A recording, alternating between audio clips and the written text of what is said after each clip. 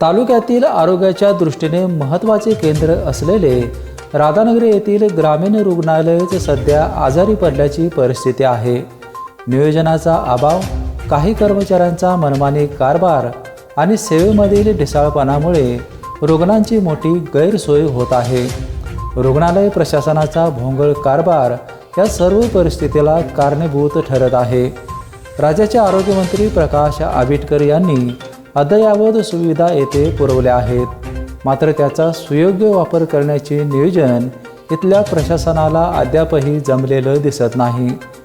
उद्घाटनाच्या 2 महिन्यानंतरही sonography machine कर्मचाऱ्याविना बंद असल्याने रुग्णांना खाजगी ठिकाणी जाऊन आर्थिक भुर्दंड सोसावा लागत आहे।